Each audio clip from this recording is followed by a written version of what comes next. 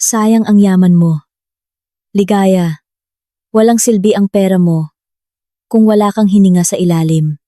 Bulong ng aking asawa.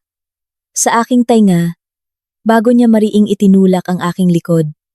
Ang sumunod na alam ko, ay nahuhulog ako. Sumalubong sa akin ang karagatan. Malamig at madilim. Nilamon ako ng buo. Puno ng tubig alat ang aking bibig. Habang nagpupumilit akong lumutang. Humihingal. Nasusunog ang aking mga baga.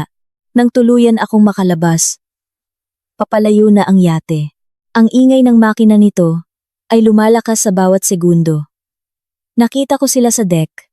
Ang aking asawang si Rodel at ang kanyang inang si Aling Nena. Pinapanood akong nagpupumilit sa tubig. Ang tawa ni Aling Nena ay umalingaw-ngaw sa mga alon, matinis at masaya. Para bang ito ang pinakamagandang aliw na naranasan niya sa loob ng maraming taon. Ako si Ligaya. Ako ay 32 taong gulang.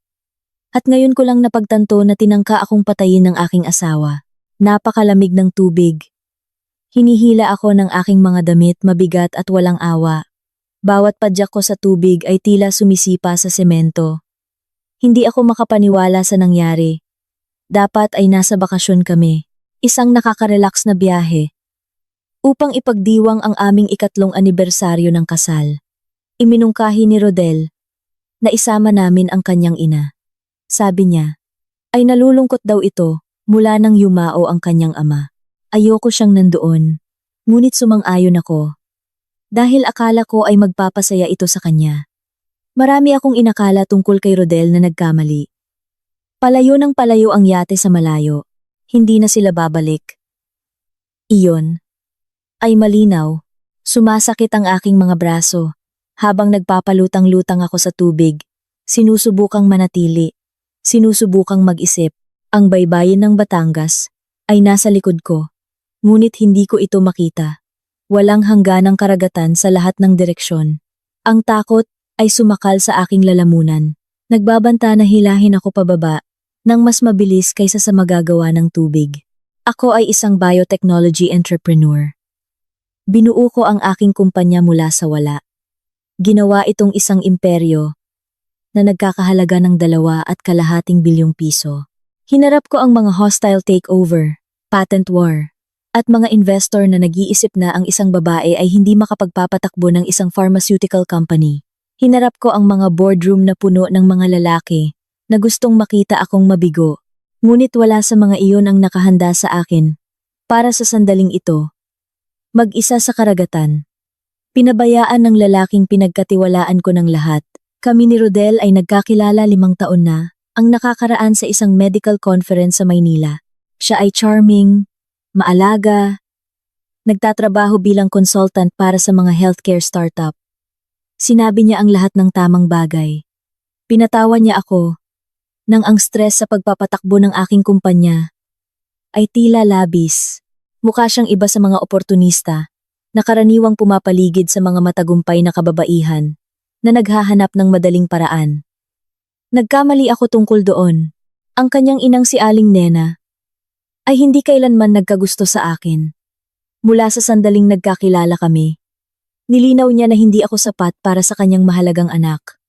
Lumaki siyang mayaman, nagpakasal sa mas maraming kayamanan, at naniniwala na ang pera ay isang bagay na minana, hindi kinikita. Ang katotohanan na binuo ko ang aking yaman sa pamamagitan ng aktwal na trabaho ay nakasakit sa kanya sa isang pangunahing antas. Tinawag niya akong bagong yaman. Para bang ito ay isang sakit. Sinabi niya kay Rodel na nagpapakasal ito sa mas mababa sa kanyang sarili. Ngunit pinakasalan niya pa rin ako. At akala ko ay may ibig sabihin iyon. Akala ko ay nagwagi ang pag-ibig. Mas malamig na ngayon ang tubig. Namamanhid na ang aking mga daliri. Pinilit ko ang aking sarili na patuloy na gumalaw upang manatiling nakalutang. Sa isang lugar sa likod ng aking isip, may isang boses na sumisigaw na mamamatay ako rito. Ngunit ang isa pang boses, ang bumuo ng 1 bilyong pisong kumpanya, sa kabila ng lahat ng balakid, ay tumangging tanggapin iyon. Naisip ko ang mga nakaraang buwan. Naghahanap ng mga senyales na hindi ko napansin. Iba si Rodel kamakailan. Mas malayo. Nagsimula siyang magtanong tungkol sa aking negosyo, tungkol sa istruktura ng aking mga pag-aari, tungkol sa kung ano ang mangyayari sa lahat, kung may mangyari sa akin. Naisip ko na nag-aalala siya tungkol sa kinabukasan, tungkol sa pagprotekta sa aming binuo. Ngayon naintindihan ko na pinaplano niya ito. Pinaplano kung paano kukunin ang lahat mula sa akin. Kasama rin si Aling Nena sa plano. Iyon ay naging malinaw nang ipaalala ko ang umaga sa aking isip. Pinilit niya akong umakyat sa deck upang makita ang mga dolphins. Naghintay doon si Rodel, hindi mabasa ang kanyang mukha. Nang tumayo ako sa railing, nakatingin sa tubig, naramdaman ko ang kanyang presensya sa likod ko. At pagkatapos ay ang mga salitang iyon sa aking tainga. Napakalamig at kaswal. Para bang nagkokomento siya sa panahon sa halip na tapusin ang aking buhay. Isang alon ang humampas sa aking ulo at lumamon ako ng mas maraming tubig alat. Nasunog ang aking lalamunan. Parang tingga ang aking mga binti. Hindi na ako makapanatili ng matagal. Ngunit pagkatapos ay nakita ko ito. Isang bangkang pangisda sa malayo. Siguro kalahating milya ang layo. Iyon lang ang aking pagkakataon. Nagsimula akong lumangoy. Ang bawat paglangoy ay tila imposible. Ngunit patuloy ako. Lumaki ang bangkang pangisda. Nakita ko ang mga tao sa deck. Sinubukan kong sumigaw, ngunit nawala ang aking boses. Nilamon ng karagatan at pagod. Winagayway ko ang aking mga braso, nagbabara. Desperado na makita. May itinuro sa aking direksyon. Nagbago ng direksyon ang bangka, patungo sa akin. Ang ginhawa ay bumalot sa aking katawan. Nagbigay sa akin ng sapat na lakas upang manatili akong nakalutang. Paparating na sila. Mabubuhay ako rito nang lumapit ang bangkang pangisda sa akin. At ang malalakas na kamay ay bumaba upang hilahin ako mula sa tubig. Ginawa ko ang aking sarili ng isang pangako. Akala ni Rodel at Aling Nena ay nanalo sila. Akala nila ay patay na ako. Akala nila ay makukuha nila ang lahat ng pinaghirapan ko. Wala silang ideya kung ano ang darating sa kanila. Hindi lang ako mabubuhay, sisirain ko silang dalawa. Ang mga mangingisda na nagligtas sa akin ay mag-ama mula sa Mindoro, na pumalaot upang mangisda magdamag. Binalot nila ako ng kumot, ngunit hindi mapigilan ang panginginig ng buong katawan ko. Isinuka ko ang tubig alat, kasabay ng mga luhang hindi ko alam kung dahil sa takot o sa sakit ng pagtataksil. Laking probinsya ako, sanay lumangoy sa malalakas na alon, pero muntik na akong sumuko. Nang tanungin nila kung kailangan ko ng ospital, umiling ako habang nagpupunas ng muka, unti-unting napalitan ng galit ang iyak ko. Ang kailangan ko ay isang telepono at isang paraan pabalik sa baybayin na hindi kasama ang anumang opisyal na ulat. Ang ama, na ang pangalan ay Mang Tonyo, ay tumingin sa akin nang may pag-unawa sa kanyang mga mata.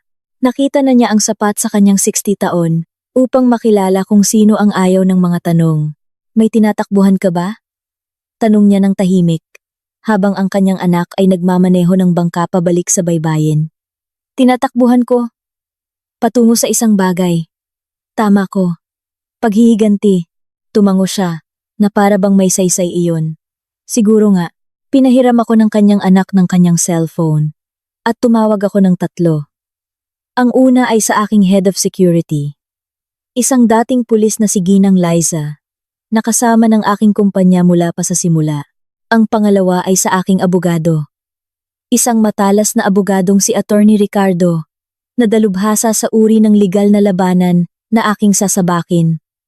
Ang pangatlo ay sa aking pinakamalapit na kaibigan at kasosyo sa negosyo, isang napakatalinong chemist na si Elena, na tumulong sa akin na buuin ang aming pharmaceutical empire at gagawin ang lahat upang tulungan ako ngayon. Sinabi ko sa kanila ang ginawa ni Rodel at Aling Nena. Sinabi ko sa kanila na kailangan kong makauwi nang walang nakakaalam na buhay ako. At sinabi ko sa kanila na maghanda para sa digmaan nang makarating ang bangkang pangisda sa isang pribadong pantalan na pag-aari ni Elena. Naghihintay na siya na may tuyong damit. Isang bagong prepaid phone at isang kotse na may tinted windows. Niyakap niya ako nang napakalakas na akala ko ay mabibiyak ang aking mga tadyang. Umaagos ang luha sa kanyang mukha. Akala ko patay ka na. Bulong niya. Nang tawagan ni Rodel ang Coast Guard, iniulat na nahulog ka sa dagat at nalunod. Akala ko nawala ka na. Tinawagan niya ang Coast Guard. Matapang iyon. Bobo. Ngunit, matapang. 2 oras na ang nakakaraan. Sabi niya ay kumukuha ka ng litrato. Napasandal ng sobra sa railing. Nahulog bago niya mahawakan. Naghahanap ngayon ng Coast Guard sa lugar. Mapait ang boses ni Elena. Umiyak pa siya sa telepono. Napakakumbinsing pagganap. May naramdaman akong malamig na bumaba sa aking dibdib.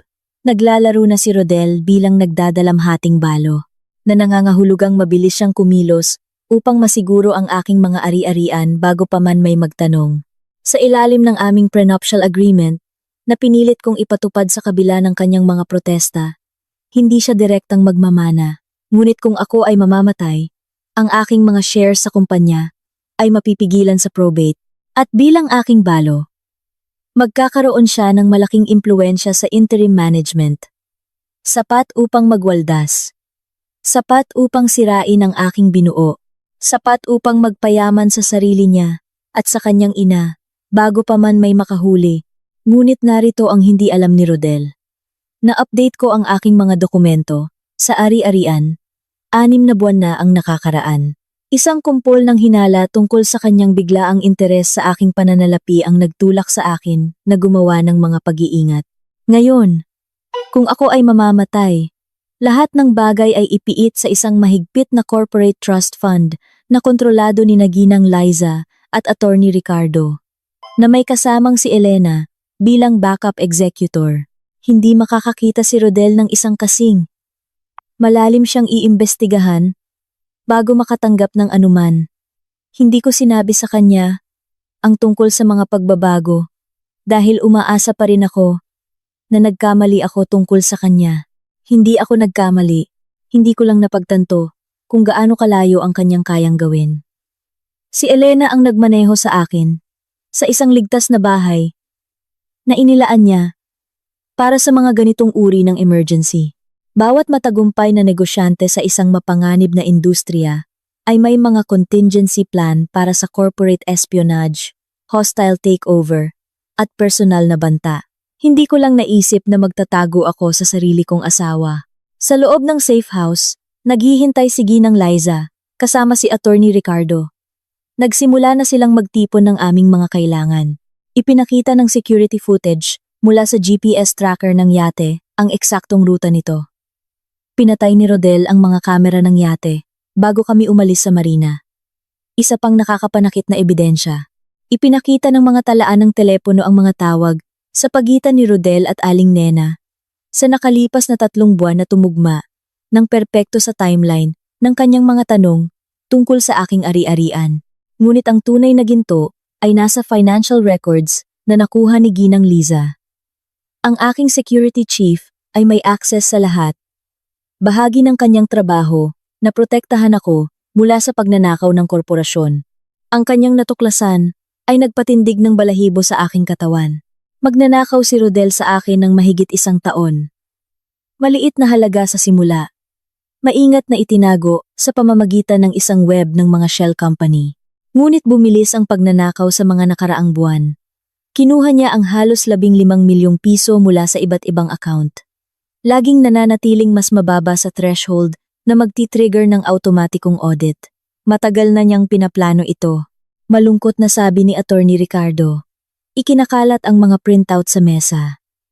Ang mga dummy corporations na ito ay may mga tagong account sa Hong Kong at mga real estate sa BGC. Ngunit sinubaybayan ko sila pabalik sa mga account na kontrolado ni Aling Nena. Tinutulungan niya itong itago ang pera. Gaano pa karami ang plano niyang kunin? Tanong ko. Bagaman alam ko na ang sagot. Lahat, flat na sabi ni Ginang Liza.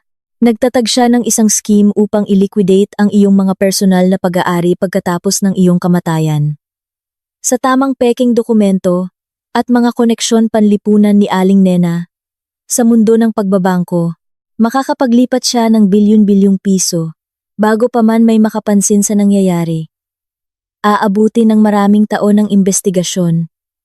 At sa panahong iyon, hindi na masusubaybayan ang pera. Naupo ako ng mariin sa isa sa mga upuan.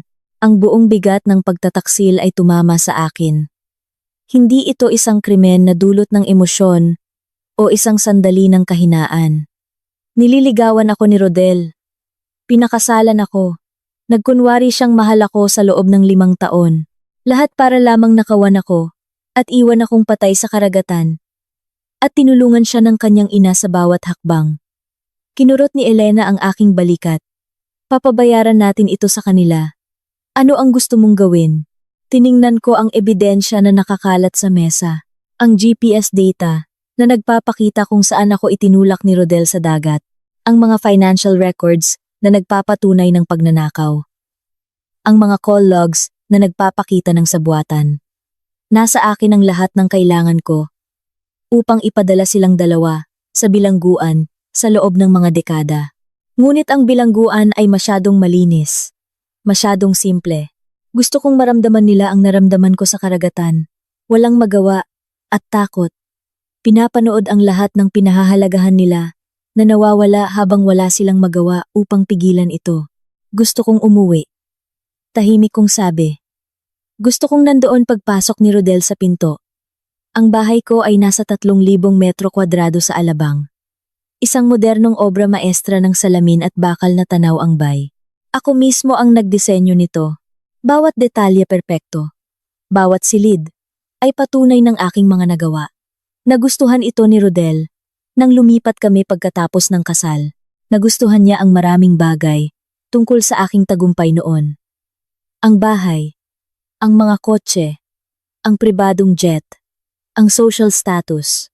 Ang hindi niya kailanman minahal ay ang trabaho na kinailangan upang buuin ang mga bagay na iyon o ang babaeng gumawa ng pagtatayo. Hinatid ako ni Ginang Liza sa pribadong gate pagkatapos ng dilim. Nagliliwanag ang bahay. Sa mga bintana, nakita ko ang galaw sa loob.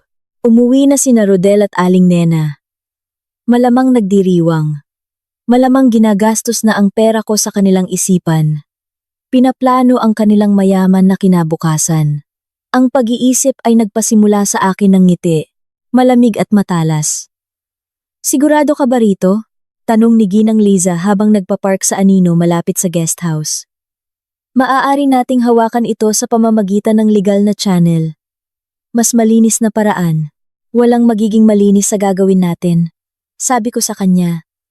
Ngunit magiging masusi ito. Ginugol namin ang hapon sa pagpaplano ng bawat detalye.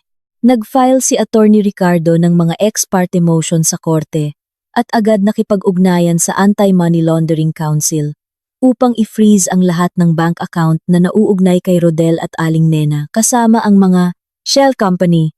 Sa umaga, hindi na sila makaka-access ng kahit ₱1. Nagsulat din siya ng mga criminal complaint at nagbigay ng mga kopya sa city prosecutor, sa Financial Crimes Unit ng NBI, at sa Securities and Exchange Commission. Magsisimula agad ang investigasyon. Kahit bago pa man malaman ni Rodel, nabuhay ako. Ginamit ni Elena ang kanyang mga koneksyon sa kumpanya upang ilak si Rodel sa bawat sistema, bawat database, bawat piraso ng impormasyon na maaari niyang subukang i-access o sirain. Ang kanyang mga credentials ng empleyado ay binawi. Ang kanyang email account ay sinuspinde. Ang kanyang keycard ay deactivated. Kung susubukan niyang pumasok sa aming mga opisina, papaalisin siya ng security. Binigyan din niya ng alerto ang Board of Directors tungkol sa pagnanakaw at bumoto silang nagkakaisa upang i-prosecute sa buong lawak ng batas. Ngunit iyon ay pawang praktikal na hakbang. Ang plano ko ngayong gabi ay personal. Naglakad ako patungo sa aking sariling pintuan at ginamit ang aking susi. Hindi tumunog ang alarm. Malamang na dinisable ito ni Rodel. Napakakapabayaan niya. Tahimik akong gumalaw sa marmol na foyer. Sumusunod sa tunog ng mga boses patungo sa sala. Ininom nila ang aking alak. Mga bote na nagkakahalaga ng 20,000 peso mula sa aking wine cellar.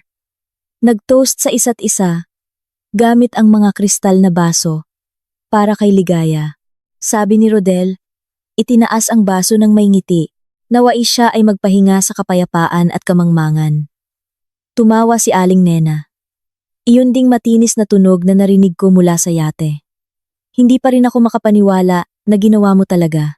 Akala ko mawawalan ka ng lakas ng loob sa huling sandali. Mas madali kaysa sa inaasahan ko. Kaswal na sabi ni Rodel. Para bang tinatalakay niya ang isang transaksyon sa negosyo. Sa halip na pagpatay, pinagkakatiwalaan niya ako ng lubusan. Hindi kailanman naghinala ng anuman. Kahit nang tanungin ko tungkol sa kanyang testamento, ngumiti lang siya at sinabing gusto niyang siguruhin na ako ay inalagaan. Umiling siya, natuwa sa aking katangahan. Akala niya talaga mahal ko siya. Ang mga babaeng ganoon ay laging ganoon. Sabi ni Aling Nena, mas lalong bumaba sa aking leather couch.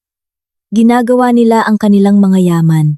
Akala nila ay napakatalino nila, ngunit desperado sila sa pagpapatunay mula sa isang lalaki. Kailangan mo lang maglaro ng sapat na tagal. At ngayon ang lahat ng kanyang binuo ay atin na. Well, sa iyo karamihan. Pagwawasto ni Rodel. Ako ang magdadalamhating balo na hindi kayang hawakan ang negosyo ng mag-isa. Ikaw ang papasok bilang interim CEO. Sa pamamagitan ng iyong mga koneksyon sa board, tahimik nating i-liquidate ang lahat sa susunod na 2 taon. At pagkatapos ay handa na tayo sa buhay. Sa panahong may makakaalam kung ano ang nangyari, nakatira na tayo sa Switzerland na may bagong pagkakakilanlan at mas maraming pera kaysa sa maaari nating gastusin sa 10 buhay. Pumasok ako sa silid. Interesting plan. Isang problema lang. Pareho silang nanigas. Ang mga baso ay kalahati na sa kanilang mga labi. Nakatitig sa akin na para bang multo ako. Na dapat ay ako nga. Binitawan ni Rodel ang kanyang baso. Nabiyak ito sa hardwood floor. Ang pulang alak ay kumalat na parang dugo sa makintab na ibabaw. Namutla ng husto ang kanyang mukha. Pagkatapos ay naging berde. Para bang susuka. Gumawa ng tunog si Aling Nena sa pagitan ng paghingal at pagsigaw. Lumipad ang kanyang kamay sa kanyang dibdib. Ligaya. Huminga si Rodel. Paano? Buhay ka? Nakita ka naming nalunod? Tinapos ko ng mahinahon. Naglakad pa ako sa silid. Oo. Talagang sinubukan ninyo ng husto na mangyari iyon. Sa kasamaang palad para sa inyo. Napakagaling kong lumangoy. Laking probinsya ako. Sanay sa malalakas na alon, tandaan. Dapat ay nag-research ka pa. Nang husto, bago sinubukang pumatay, si Aling Nena, ang unang nakahanap ng kanyang boses. Bagaman ito ay lumabas na, nanginginig at manipis. Absurd ito, nahulog ka sa dagat. Tumawag agad si Rodel ng tulong. Kami ay nagdadalamhati. Talagang nagdadalamhati. Tama na. Pinutol ko siya. Alam ko ang lahat. Ang mga dummy corporations nyo. Ang mga nakatagong account sa Hong Kong. At BGC. Ang 15 milyong pisong ninakaw ninyo. Hanggang ngayon, ang plano na i-liquidate ang aking mga ari-arian. Pagkatapos ng aking kamatayan. Ang mga tawag sa telepono sa pagitan ninyong dalawa. Sa nakalipas na 3 buwan, pinagsama-sama ang bawat detalye. Inilabas ko ang aking telepono at itinaas ito. Mayroon akong patunay ng lahat ng iyan. Mga financial records, ang GPS data mula sa yate na nagpapakita kung saan ako itinulak ni Rodel sa dagat. Maging ang recording mula kaninang hapon. Nang pinatay mo ang mga kamera ng yate, nag-install si Ginang Liza ng backup system na hindi mo alam. Nagpatid si Rodel paatras. Natumba ang isang end table. Isang mamahaling florera ang natumba at nabasag. Halos hindi niya napansin. Hindi mo. Maari naming ipaliwanag. Ipaliwanag ang tangkang pagpatay? Tanong ko ng kaaya-aya. Ipaliwanag ang pagnanakaw. Sabwatan. Panloloko. Sige po. Sigurado akong matutuwa ang NBI sa inyong mga paliwanag kapag inaresto kayo. Na mangyayari sa loob nang humigit kumulang 3 minuto. Naghihintay sila sa labas para sa aking senyas. Nagbaluktot ang mukha ni Aling Nena. Sa galit, nawala ang takot. Napalitan ng mas pangit na bagay. Akala mo napakatalino mo, hindi ba? Bumalik mula sa mga patay para hulihin kami. Ngunit hindi mo mapapatunayan ang alinman sa mga ito sa korte. Salita mo laban sa salita namin. At sasabihin namin sa lahat na sinadya mo ang lahat ng ito para sa atensyon, na wala ka sa katinuan. Maaaring gumana iyan. Pinutol ko. Kung hindi ko na-record ang buong pag-uusap ninyo ngayon. Ang bahagi kung saan inamin ni Rodel na itinulak niya ako sa dagat ay lalo ng kapaki-pakinabang. Salamat doon. Nanghina ang mga binti ni Rodel. Naupo siya nang mariin sa sahig. Ang kanyang mukha ay nakatakip sa kanyang mga kamay. Nakatayo lang si Aling Nena. Naninigas. Sa wakas naintindihan na nawala ang lahat sa kanila. Ngumiti ako sa kanilang dalawa. Ang aking asawa ay tinangkang patayin ako. Ang aking biyenan na tumulong sa kanya na planuhin ito. Enjoy the rest of your evening. Sabi ko ng matamis. Ito ang huling isa. Nagugugulin ninyo. Bilang malayang tao. Pagkatapos ay naglakad ako patungo sa pinto at sinenyasan si Ginang Liza. Sa loob ng ilang segundo, dumating ang mga ahente ng NBI sa aking bahay. Kinuha ng NBI si Rodel at Aling Nena. Nang gabing iyon, pinanood ko mula sa pintuan habang sila ay pinusasan at binabasahan ng kanilang mga karapatan. Ang kanilang mga mukha ay namumutla at nabigla. Patuloy na tumitingin si Rodel sa akin na para bang hindi niya maintindihan kung paano ito nangyayari. Sinubukan ni Aling Nena na panatilihin ang kanyang dignidad. Itinaas ang kanyang baba at tumangging tumingin sa sinuman, ngunit nanginginig ang kanyang mga kamay. Isinakay sila sa magkahiwalay na sasakyan at inalis at pagkatapos ay tahimik na muli ang aking bahay. Nananatili si Ginang Liza, kasama ako ng gabing iyon. Nakaupo kami sa kusina, umiinom ng kape, 3:00 ng umaga. Wala kaming makatulog. Nananatili pa rin sa aking mga ugat ang adrenaline. Pinanginginig ang aking mga kamay at pinapabilis ang aking puso. Paulit-ulit kong inaalala ang sandali na nahulog ako sa karagatan, ang lamig ng tubig, ang katiyakan na mamamatay ako. Pagkatapos ay naaalala ko ang mukha ni Rodel nang makita niya akong buhay. Ang lubos na takot sa kanyang mga mata at isang bagay na madilim at nasisiyahan ang bumaba sa aking dibdib. Ayos ka lang ba? Tanong ni Ginang Liza. Maingat na pinapanood ako. Hindi ko alam, inamin ko. Maliban na nasiyahan akong makita silang inaresto. Na gusto kong makita silang magdusa? Umiling siya. Tinangka ka nilang patayin at nakawin ang lahat ng iyong binuo. May karapatan ka sa anumang nararamdaman mo ngayon. Huminto siya. Maingat na pinipili ang kanyang mga salita, ngunit kailangan mong ihanda ang iyong sarili. Ito ay simula pa lamang. Ang paglilitis, ang atensyon ng media, ang investigasyon sa bawat aspeto ng iyong buhay. At sa kanila, lalala pa ito bago bumuti. Tama siya. Pagsapit ng umaga, kumalat na ang balita. May nag-leak ng mga detalye sa press. At ang aking tangkang pagpatay ay headline news. Nagring ang telepono bago sumikat ang araw. Bawat pangunahing network ay gustong makipanayam. Nagkampo ang mga reporter sa labas ng aking gate. Ang stock ng aking kumpanya ay bumaba sa simula dahil sa kaguluhan. Pagkatapos ay umakyat nang malaman ng mga investor na buhay ako at ligtas ang kumpanya. Naglabas ng pahayag ang board na lubos akong sinusuportahan at kinukondena ang mga aksyon ni Rodel. Dumating si Elena kinahapunan na may dalang tanghalian at moral support. Umupo kami sa aking pag-aaral. Malayo sa mga bintana, kung saan sinusubukang kumuha ng litrato ang mga photographer, gamit ang mga telephoto lens. Nagdala siya ng Thai food mula sa paborito kong restaurant at isang bote ng alak, bagaman wala kaming gaanong gana. Maayos ang kumpanya, tiniyak niya sa akin. Mas mahusay pa nga, inakala ng aming mga kakumpetensya na mahina kami nang wala ka, at nagsimula silang gumawa ng mga hakbang upang akitin ang aming mga researcher at nakawin ang aming mga kontrata. Ngayon ay bumabalik sila ng husto, sinusubukang magkunwari na hindi sila nagduda sa amin. Ngumiti siya ng malungkot. Ang iyong halos kamatayan na karanasan ay talagang nagpalakas ng aming posisyon sa merkado. Walang nagsasabing commitment na parang nakaligtas sa tangkang pagpatay at bumalik na lumalaban.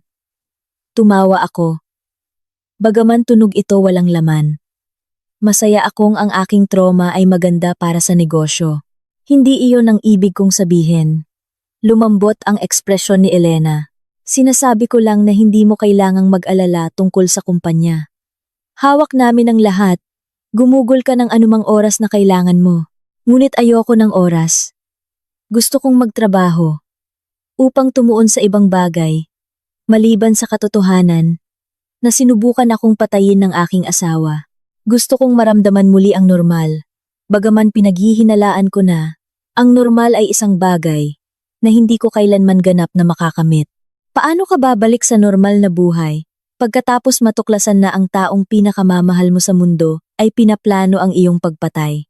Tumawag si Attorney Ricardo kinagabihan para sa mga update. Mabilis kumilos ang opisina ng piskal. Gusto nilang kasuhan si Rodel at Aling Nena ng tangkang pagpatay, sabuatan para gumawa ng pagpatay, pagnanakaw, wire fraud, at money laundering. Napakarami ng ebidensya.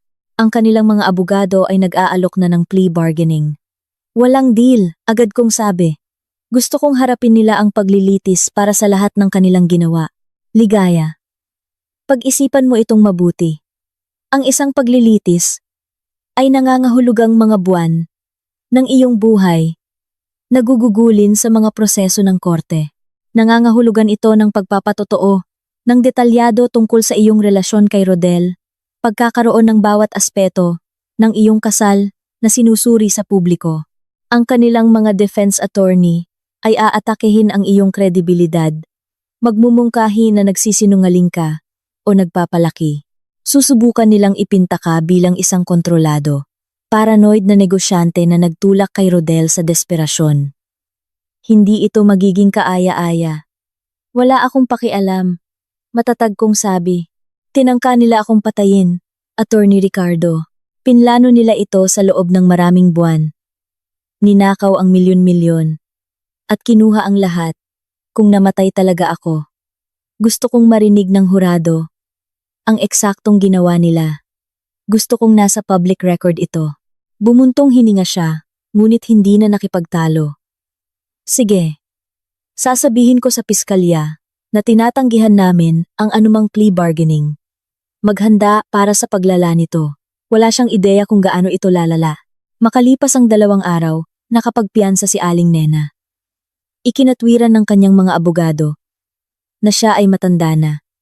Walang criminal record at hindi posing flight risk. Sumang-ayon ang hukom, itinakda ang piyansa sa 5 milyong piso. Agad itong ipinost ni Aling Nena. Mukhang may pera pa siyang nakatago na hindi pa namin natagpuan. Lumabas siya ng kulungan na mukhang matuwid at galit. Direktang nagtungo sa isang grupo ng mga reporter. Inosente ang aking anak. Anunsyo niya sa mga kamera. Matatag at malinaw ang kanyang boses. Hindi matatag ang pag-iisip ni Ligaya. Laging siya'y selosa sa aming malapit na relasyon. Laging sinusubukang sirain ang pagitan ni Rodel at ng kanyang pamilya. Sinuportahan niya ang lahat ng ito upang i-frame kami dahil sa wakas ay tumayo si Rodel laban sa kanyang kontroladong pag-uugali. Lalabas ang katotohanan sa korte at makikita ng lahat kung anong uri ng tao siya. Pinanood ko ang press conference mula sa aking pag-aaral. Naramdaman ang isang bagay na malamig at mabigat na bumaba sa aking tiyan. Hindi lang ipinagtatanggol ni Aling Nena ang kanyang sarili. Nagsasagawa siya ng opensiba. At magaling siya rito. Mga dekada ng koneksyon sa lipunan. Gawaing kawang-gawa. At maingat na pamamahala ng imahe. Ang nagawa sa kanya bilang isang respetadong figura. Sa ilang mga lupon. Alam niya kung paano maglaro ng biktima. Kung paano maging simpatiko sa sarili. Agad na nagbago ang coverage ng media. Biglang, may mga artikulo na nagtatanong sa aking bersyon ng mga pangyayari. mga opinyon tungkol sa mga mayayamang babae, na gumagamit ng mga akusasyon laban sa mga lalaki, mga panayam sa mga taong halos hindi ako kilala, na nagpapahayag na ako ay malamig, mapagkalkula, obsessed sa kontrol. May nakahukay ng isang dating karibal sa negosyo na nagdemanda sa akin ng maraming taon na ang nakakaraan. Isang demanda na labis niyang natalo at lumabas siya sa telebisyon na sinasabing sinira ko ang kanyang kumpanya dahil sa galit. Ang pagdinig sa piyansa ni Rodel ay nakatakda sa susunod na linggo. Nag-file ang kanyang mga abogado ng mga mosyon na nagpapahayag na dapat siyang palayain habang naghihintay ng paglilitis. Nagsumite sila ng mga character reference mula sa mga kaibigan at kasamahan, kabilang ang 3 executive mula sa aking sariling kumpanya. Na tila naisip na si Rodel ay charming at hindi makapaniwala na makakasama siya sa sinuman. Napakasama ng loob ko na basahin ang kanilang mga pahayag.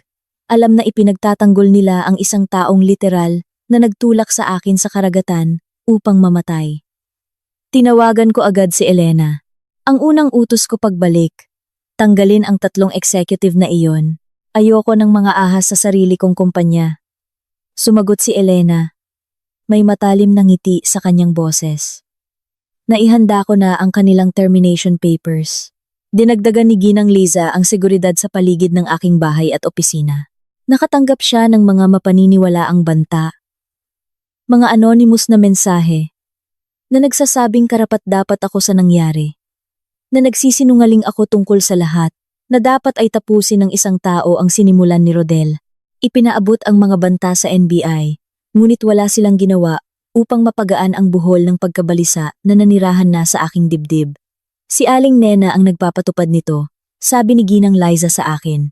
Ang media campaign, ang mga karakter na saksi, marahil maging ang mga banta. Sinusubukan niyang lasonin ang opinyon ng publiko laban sa iyo bago ang paglilitis. Mapapatunayan ba natin? Ginagawa ito. Ngunit matalino siya upang panatilihing insulated ang sarili niya. Ang lahat ay dumadaan sa mga intermedyaryo, mga shell company, sinasabing independenteng PR firms. Matigas ang ekspresyon ni Ginang Liza. Pinaplano niya ang contingency na ito, ligaya. Sa sandaling nahuli sila ni Rodel, inaktibo niya ang isang backup plan upang sirain ang iyong kredibilidad. Lumalaban siya para sa kanyang buhay ngayon. At ginagamit niya ang bawat sandata na mayroon siya. Tumingin ako sa labas ng bintana sa mga reporter na nakakampo pa rin sa labas ng aking gate. Naroon sila sa loob ng maraming araw. Naghihintay ng pahayag, ng litrato, ng anumang bagay upang pakainin ang kuwento. Nagtatago ako sa aking sariling bahay na parang isang bilanggo habang malaya si Aling Nena at pinipintasan ako bilang kontrabida. Kailangan kong lumaban. Tahimik kong sabi. Paano? Bumaling ako kay Ginang Liza. At siguro nakita niya ang isang bagay sa aking ekspresyon dahil umuurong talaga siya. Mahahanap natin ang lahat. Bawat maruming lihim na itinago ni Aling Nena. Bawat kasinungalingan na sinabi niya. Bawat krimen na ginawa niya. Gusto niyang sirain ang aking reputasyon. Sige, tingnan natin kung paano mananatili ang kanyang reputasyon sa ilalim ng pagsusuri. Dahan-dahang ngumiti si Ginang Liza. Ngayon, nag-uusap tayo. Bigyan mo ako ng 48 oras. Nagtagumpay si Ginang Liza. Sa loob ng 36 na oras, dumating siya sa aking bahay na may 3 malalaking kahon na puno ng mga dokumento at isang laptop na may sapat na impormasyon laban kay Aling Nena upang libing siya ng 10 beses. Ang iyong biyanan, sabi ni Ginang Liza. Ikinakalat ang mga file sa aking dining room table. Ay hindi ang kagalang-galang na ginang. Sa lipunan na ipinagpapanggap niya, siya ay isang kriminal. Naging ganito na siya sa loob ng mga dekada. Huminto ako. Bumibilis ang tibok ng puso. Sabihin mo sa akin ang lahat. Magsimula tayo sa kanyang yumaong asawa, ang ama ni Rodel. Namatay siya 10 taon na, ang nakakaraan. Opisyal na dahil sa atake sa puso. Ngunit nakita ko ang mga medical record na nagsasabi ng ibang kuwento. Naglabas siya ng makapal na folder. Wala siyang kasaysayan ng sakit sa puso. Siya ay malusog, aktibo, regular na check-up, lahat ay malinaw. Pagkatapos bigla, sa edad na 58, namatay siya. Ang death certificate ay pinirmahan ng isang doktor na malapit na kaibigan ni Aling Nena. Isang doktor na nawalan ng medical license 30 taon. Pagkatapos dahil sa pagpirma ng mga maling dokumento. Sa tingin mo, pinatay niya. Sa tingin ko ay worth it na imbestigahan. Lalo na kapag nakita mo ang nangyari agad pagkatapos ng kanyang kamatayan. Minana ni Aling Nena ang lahat. Isang yaman na nagkakahalaga ng humigit kumulang 400 milyong piso. Ngunit narito ang interesanting bahagi. 3 buwan bago siya namatay, ang kanyang asawa ay gumawa ng bagong testamento. Ito ay maglalagay ng karamihan sa kanyang mga ari-arian sa trust para kay Rodel at sa kanyang kapatid, na si Aling Nena ay makakatanggap lamang ng maliit na bahagi. Hindi kailanman na-file ang testamento na iyon. Ang abogadong gumawa nito ay namatay sa isang aksidente sa sasakyan 2 linggo pagkatapos ng pagkamatay ng asawa. Nalamig ang aking dugo. Pinatay ni Aling Nena silang dalawa. Hindi pa mapapatunayan, ngunit naroroon ang pattern. 2 maginhawang pagkamatay. Malaking benepisyo sa pananalapi kay Aling Nena. At kahina-hinalang mga pangyayari sa paligid ng dalawa. Naglabas si Ginang Liza ng isa pang folder. Pagkatapos ay may kapatid si Rodel. Si Carmen. Siya ay 25 nang mamatay ang kanilang ama. Nagtatrabaho bilang guro sa Baguio. Ayon sa mga kaibigan ng pamilya, nagkaroon sila ni Aling Nena ng matinding pag-aaway pagkatapos ng libing. Inakusahan ni Carmen si Aling Nena ng pagmamanipula sa kanilang ama, ng pagnanakaw ng pera mula sa kanya bago siya namatay. Nagbanta siyang kokontestahin ang testamento. Ano ang nangyari sa kanya? Nawala siya 6 na buwan pagkatapos. Basta nawala na lang. Ang kanyang apartment ay nanatiling hindi nagalaw. Ang kanyang kotse ay nakaparada pa rin sa kalye. Ang kanyang mga bank account ay hindi nagalaw. Maikling inimbestigahan ng pulisya, ngunit walang natagpuan. Sinabi ni Aling Nena sa lahat na may problema si Carmen sa kalusugan ng isip, na malamang ay tumakas siya upang magsimula muli sa ibang lugar. Kalaunan, lumamig ang kaso. Naramdaman kong nasusuka ako. Sa tingin mo pinatay rin siya ni Aling Nena? Sa tingin ko alam ni Carmen ang masyadong marami. At naging pabigat, matigas ang ekspresyon ni Ginang Liza. Hinanap ko siya sa loob ng 2 araw. Walang paggamit ng credit card. Walang tax returns, walang social media presence, walang record niya kahit saan sa loob ng nakaraang 10 taon, kung hindi siya nabubuhay, ng ganap na off the grid na may bagong pagkakakilanlan o patay na siya. Ang pera ko ay nasa patay. Nalamig ang pakiramdam sa silid. Niyakap ko ang aking sarili. Sinusubukang iproseso ang aking naririnig. Alam kong malupit. Sakim. Mapanlin lang si Aling Nena. Ngunit pagpatay? Maraming pagpatay? At si Rodel, alam ba niya? Tumulong ba siya sa kanyang ina? Napatayin ang sarili niyang ama at kapatid? Mayroon pa. Tahimik na sabi ni Ginang Liza. Matagal nang nagpapatakbo si Aling Nena ng isang sopistikadong operasyon ng pandaraya. Mga shell company, offshore account, money laundering schemes. Nagnanakaw siya mula sa mga charity na pinamumunuan niya. Nagnanakaw mula sa mga ari-arian na inatasan siyang pamahalaan. Nagpapatakbo ng mga insurance scam. Nakakita ako ng ebidensya ng hindi bababa sa 20 magkakahiwalay na kriminal na negosyo. Nag-uusap tayo ng daan-daang milyon sa ninakaw na pera. Binuksan niya ang kanyang laptop at ipinakita sa akin ang mga spreadsheet, bank transfer, mga pekeng dokumento. Ang lawak ng kriminal na aktibidad ni Aling Nena ay nakakagulat. Siya ay nagpapatakbo ng walang parusa sa loob ng mga dekada. Pinoprotektahan ng kanyang katayuan sa lipunan at maingat na inalagaan ang mga relasyon sa mayayamang, makapangyarihang tao na hindi kailanman naghinala na ang eleganteng babae sa lipunan ay nananakawan sa kanila. Paano walang nakahuli dito noon? Napakatalino niya rito. Ang bawat scheme ay hiwalay sa iba. Pinapatakbo sa iba't ibang network, iba't ibang pagkakakilanlan. May mga taong nagtatrabaho para sa kanya na hindi man lang alam na nagtatrabaho sila para sa kanya. At may hawak siyang impormasyon tungkol sa sapat na makapangyarihang tao upang masiguro ang kanilang katahimikan kung sakaling malaman nila ito. Naglabas si Ginang Liza ng isa pang file, kasama ang ilang tiwaling hukom, 2 congressman, at isang mataas na opisyal sa Department of Justice. Nakakita ako ng ebidensya ng blackmail, panunuhol, at pamimilit na bumalik sa 15 taon na ang nakakaraan.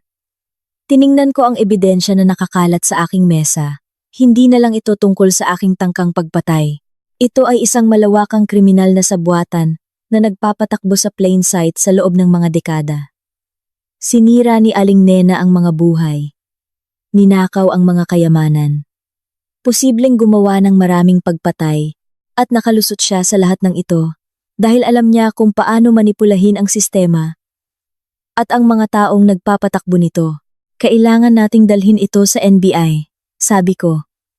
Hindi ang lokal na opisina. Masyadong malaki ito.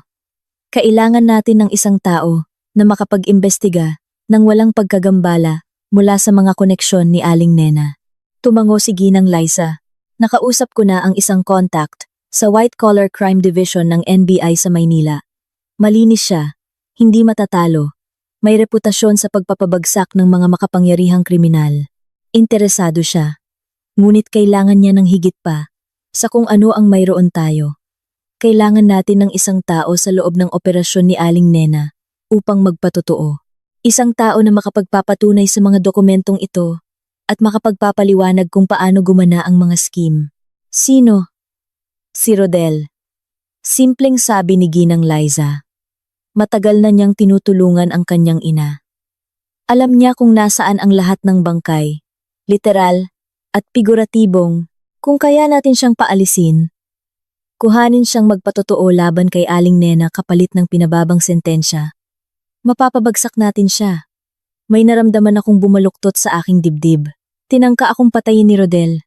Karapat-dapat siyang mabulok sa bilangguan sa buong buhay niya. Ang pag-iisip na mag-alok sa kanya ng anumang uri ng deal ay nagpatunog sa akin ng gusto kong sumigaw.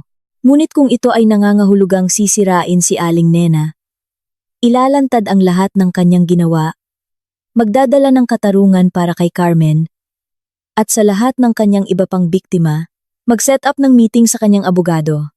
Sabi ko sa huli, tingnan natin kung mas pinahahalagahan ni Rodel ang kanyang kalayaan kaysa sa kanyang ina. Malamig na ngumiti si Ginang Liza. Magiging masaya ito.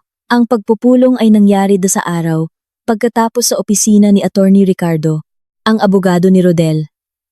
Isang kinakabahang lalaki na nagngangalang Attorney Torres, na malinaw na alam na nagkasala ang kanyang kliyente, ay nakaupo sa harap namin, na mukhang hindi komportable.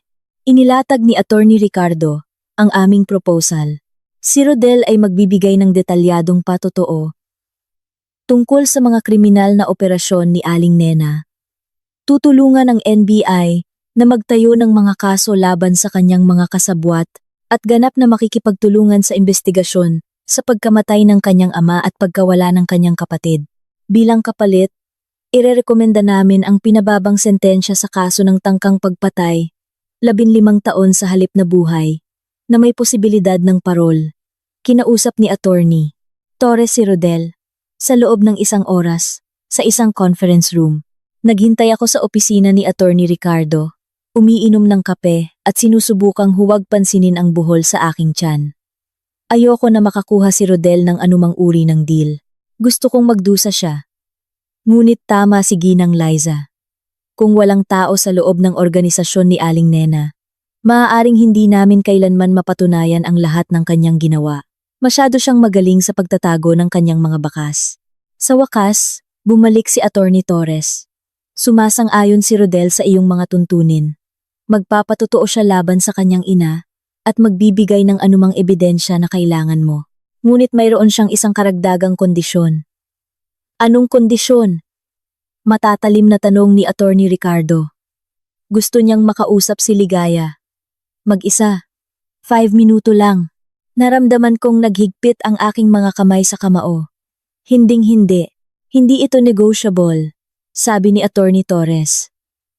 Kung gusto mo ang kanyang kooperasyon, kailangan niyang may sabihin sa iyo muna. Iginigiit niya na mahalaga ito. Nagsimulang umangal si Ginang Liza ngunit itinaas ko ang aking kamay.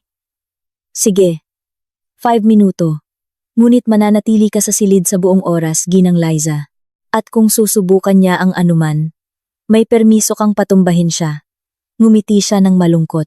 Masaya. Dinala nila si Rodel na nakasuot ng orange na jumpsuit at posas. Mukha siyang napakapangit. Mas payat kaysa sa nakita ko kailanman. Madilim na mga bilog sa ilalim ng kanyang mga mata. Ang kanyang karaniwang perpektong buhok ay hindi hinugasan at guluhin. Hindi niya nagustuhan ang bilangguan. Mabuti, tumayo si Ginang Liza sa pintuan. Nakasandal ang kamay ng kaswal sa kanyang sandata. Umupo si Attorney Ricardo sa tabi ko. Handa ang legal pad. Umupo si Rodel sa kabila namin. Kumakalat ang kanyang posas sa metal na mesa. Sa loob ng mahabang sandali, tinitigan lang niya ako. Hindi mabasa ang kanyang ekspresyon. May 50 minuto ka. Malamig kong sabi. Sabihin mo ang anumang kailangan mong sabihin. Patawad. Humina ang kanyang boses. Ligaya. Labis akong humihingi ng tawad sa lahat. Alam kong wala nang ibig sabihin iyon ngayon. Alam kong hindi ko na maibabalik ang aking ginawa. Ngunit kailangan mong malaman. Hindi ko kailanman ginustong saktan ka. Hindi ko kailanman ginusto ang lahat ng ito. Naramdaman kong bumukal ang galit sa aking dibdib. Itinulak mo ako mula sa isang yate patungo sa karagatang puno ng pating. Ibinulong mo, hindi ka makakabili ng hangin sa ilalim. Sa aking tainga, habang ginagawa mo. Anong bahagi niyon ang hindi kasama sa pagnanais na saktan ako? Ang aking ina. Sabi niya ng desperado. Sumandal pasulong. Kinokontrol niya ako sa buong buhay ko. Pinlano niya ang lahat, ang kasal, ang pagnanakaw, ang pagpatay. Sumusunod lang ako sa kanyang mga utos, tulad ng lagi kong ginagawa. Pinaniwala niya ako na iyon ang tanging paraan, na hindi mo kami bibigyan ng aming kailangan, na may katarungan ito sa paanuman. Ngunit nagkamali ako. Labis akong nagkamali, at humihingi ako ng tawad. Hindi ka nagsisisi na sinubukan mo akong patayin. Sabi ko, matatag ang aking boses, sa kabila ng galit na bumubulusok sa akin. Nagsisisi ka, na nahuli ka. May pagkakaiba. Kumulubot ang mukha ni Rodel, na para bang sinampal ko siya. Hindi totoo iyan. Araw-araw ko itong iniisip mula nang arestuhin ako. Tungkol sa ginawa ko sa'yo, kung gaano ka katakot sa tubig na iyon, hindi ako makatulog. Paulit-ulit kong nakikita ang mukha mo nang itinulak kita, ang pagtataksil sa iyong mga mata. Sinisira ako nito. Mabuti. Flat kong sabi. Dapat kang masira. Sinubukan mong patayin ako para sa pera. Pinakasalan mo ako. Nagkunwari kang mahal ako sa loob ng 5 taon, lahat habang pinaplano mong nakawan ako at iwan akong patay. Anumang pagpapahirap na nararanasan mo ngayon, ay wala kong ikukumpara sa nararapat sa iyo. Nagsimulang umagos ang luha sa kanyang mukha. Tunay na luha. Napansin ko nang may pagtataka. Hindi ko kailanman nakita si Rodel na umiyak noon. Alam kong karapat-dapat ako sa lahat ng nangyayari sa akin. Ngunit hindi makakalayo ang aking ina sa lahat ng ito. Minamanipulan niya ako mula pagkabata. Ginagamit ako upang gumawa ng mga krimen. Binabantaan ako kapag sinubukan kong lumaban. Pinatay niya ang aking ama, Ligaya, at ang aking kapatid, na si Carmen. Pinatay din niya siya. Tumulong akong itago ito dahil takot na takot akong tanggihan siya, ngunit hindi ko na kayang mamuhay sa kasalanang iyon. Pinagmasdan ko ang kanyang mukha, naghahanap ng mga palatandaan ng panlilinlang. Bakit ako maniniwala sa anumang sinasabi mo? Nakaharap ka sa habambuhay na pagkakakulong. Siyempre, sisihin mo ang iyong ina at magpapanggap na biktima dahil mayroon akong patunay. Sabi niya nang nagmamadali. Dinodokumento ko ang lahat sa loob ng maraming taon. Bawat krimen, bawat scheme, bawat pagpatay. Itinago ko ang mga file sa mga lugar na hindi alam ng aking ina. Insurance kung sakaling subukan niya akong isakripisyo. Plano kong gamitin ang mga ito upang makatakas sa kanya balang araw, upang magsimula muli sa isang lugar na hindi niya ako maaabot. Ngunit ngayon, gusto kong gamitin ang mga ito upang sirain siya. Lumapit si Attorney Ricardo. Interesado sa kabila ng kanyang sarili. Anong klasing mga file, financial records, mga recording ng pag-uusap kung saan umamin siya sa mga krimen, ebidensya tungkol sa pagkamatay ng aking ama, mga liham na isinulat ng aking ina sa doktor, na nagpeke ng death certificate na tumatalakay sa bayad para sa kanyang kooperasyon, impormasyon tungkol sa pagkawala ni Carmen. Kabilang ang recording ng aking ina na umamin na ipinapatay niya si Carmen, at kung nasaan ang libingan, nanginginig na ngayon ang boses ni Rodel. Maaari kong ibigay sa iyo ang lahat. Bawat taong bin-blackmail niya, bawat krimen na ginawa niya, bawat lihim niya. Maaari kong ibigay sa iyo ang buong operasyon ng aking ina, at panoorin itong masunog, ngunit kailangan ko ng kapalit. Nakakakuha ka na ng deal, sabi ko. 15 taon sa halip na buhay. Hindi ang pagbabawas ng sentensya ang ibig kong sabihin. Ang ibig kong sabihin ay proteksyon. Tiningnan ni Rodel si Ginang Liza. Pagkatapos ay bumalik sa akin. May koneksyon ang aking ina. Sa lahat ng dako, kung malaman niyang magpapatotoo ako laban sa kanya, ipapapatay niya ako. Kailangan kong maging state witness sa ilalim ng Witness Protection Program. Alam mo ang impluwensya ni Mama. Ipapapatay niya ako sa loob ng bilibid bago pa man magsimula ang paglilitis. Gusto kong mabuhay. Iyan ang gusto ko. Kapalit ng pagwasak sa kanya. Tahimik ang silid. Tiningnan ko si Attorney Ricardo, na sumusulat ng mga tala. Nang mabilis, naka-cross arm si Ginang Liza. Ang kanyang ekspresyon ay may pag-aalinlangan ngunit nag-iisip. Napagtanto mo na kung nagsisinungaling ka. Mahinahon na sabi ni Ginang Liza. Kung ipagpatuloy mo kami sa isang ligaw na paghahanap at sinasayang ang aming oras sa mga pekeng ebidensya, mawawala ang iyong deal at babalik ka sa pagharap sa habambuhay na pagkakakulong para sa tangkang pagpatay. Hindi ako nagsisinungaling. Matatag na nakatingin si Rodel sa kanya. Matagal ko nang kinamumuhian ng aking ina. Ginawa niyang bangungot ang buong buhay ko. Ito ang aking pagkakataon na tuluyan siyang malaya. Kahit na nangangahulugan ito ng paggugol ng 15 taon sa isang selda. Sulit iyon. Gusto kong maramdaman ang isang bagay. Para sa kanya, awa, galit, pagbibigay katwiran, ngunit wala akong naramdaman kundi kawalan. Ang taong ito ay ang aking asawa. Ibinahagi ko ang aking buhay sa kanya. Pinagkatiwalaan siya. Naniwala na mayroon kaming kinabukasan. Ngayon ay isa na lang siyang kriminal na nakikipag-ugnayan upang iligtas ang kanyang sarili at hindi ko makita sa sarili ko na alalahanin ang kanyang pagdurusa. Ibigay mo sa amin ang ebidensya. Sabi ko sa huli, lahat ng iyon, kung tama ito, kung ganap kang makikipagtulungan sa investigasyon ng NBI at magpapatotoo laban sa iyong ina, sisiguraduhin kong makukuha mo ang iyong witness protection. Ngunit kung niloloko mo kami, Rodel, personal kong sisiguraduhin na hindi mo na kailanman makikita ang sikat ng araw. Naintindihan? Mabilis siyang tumango.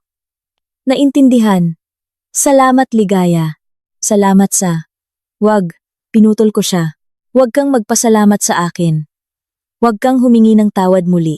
Gawin mo lang ang ipinangako mo. At marahil sa kalaunan, ay makakaya mong mabuhay sa iyong sarili. Tumayo ako. Senyales na tapos na ang pagpupulong. Ilabas niyo siya rito. Habang dinadala ng mga guwardiya si Rodel, bumaling ako kina Attorney Ricardo at Ginang Liza. Sabihin niyo sa akin na mapagkakatiwalaan namin siya. Totoo ang kanyang kwento sa ngayon. Sabi ni Ginang Liza. Kailangan kong i-verify ang ebidensya na ipinapangako niya, ngunit kung mayroon nga siyang mga recording ng pag-amin ni Aling Nena sa pagpatay, mas lumaki pa ang kasong ito. Hindi na lang ito tungkol sa iyong tangkang pagpatay. Nag-uusap tayo tungkol sa pagpapabagsak ng isang serial killer at organisadong operasyon ng krimen. Tumango si Attorney Ricardo. Sa pagsang-ayon, lulukso ang NBI dito. Maraming makapangyarihang kaaway ang nagawa ni Aling Nena sa loob ng maraming taon. Mga taong binlockmail niya o ninakawan na gustong makita siyang bumagsak. Sa patotoo at ebidensya ni Rodel, makakagawa tayo ng isang matatag na kaso. Tumingin ako sa labas ng bintana ng opisina ni Attorney Ricardo. sa skyline ng lungsod. Sa isang lugar doon, malayang naglalakad si Aling Nena. Marahil ay pinaplano ang kanyang susunod na hakbang. Tiwala na kaya niyang manipulahin ang kanyang paraan, palabas ng gulo tulad ng dati. Wala siyang ideya kung ano ang darating. Ayusin mo, sabi ko. Ano man ang kailangan ng NBI. Ano man ang resources na gusto nila. Ibibigay ko. Gusto ko si Aling Nena sa bilangguan. Sa buong buhay niya, gusto kong mamatay siya doon. Mag-isa at nakalimutan.